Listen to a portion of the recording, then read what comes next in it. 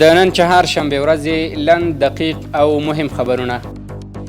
د اسلامي امارت ویان مولوي ذبیح الله مجاهد وایي رئیس الوزرا مولا محمد حسن اخوند د معالجې او استراحت په موخه د لنډ وخت لپاره په کندهار کې دی. نوموړی زیاتوي د دې لپاره چې د ریاست الوزرا کارونه له خنډ او ځنډ سره مخ نشي، مولوي عبدالکبیر به د ریاست الوزرا د کفیل په توګه چارې پر مخ وړي.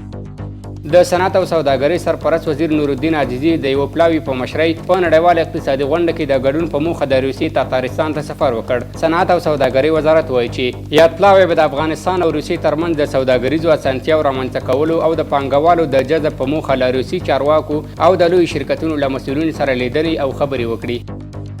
د صنعت او پانګونې خونې مرستیال خانجان الکوزی وایي د اسلامي امارت په راتګ سره د سوداګرو او پانګوالو ډېرې ستونزې حل شوې دي. د ملي دفاع وزارت د 209 الفتح کلوردو په ښوونیز مرکز کې د ځانګړي ځواک د شاملېدو لپاره له 1500 تنو مجاهدینو څخه د مسؤلینو په حضور کې ازموینه واخیستل شوه.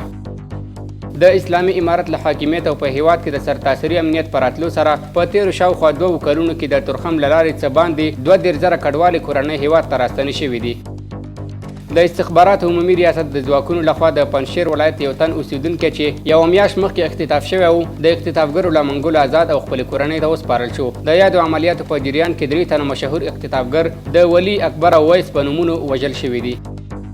هیواد کې د جهادي اثارو د ساتنې په موخه موزیمونه جوړیږي. د اطلاعات او کلتور وزارت د کلتور او هنر مرستیال مولوي عتیق الله عزیزي ویلي افغانان حق لري چې د خپلو اتلانو له اتلولیو او یا هم په تیرو 20 کلونو کې د دیموکراسۍ په نوم له شویو ظلمونو څخه ځان خبر کړي.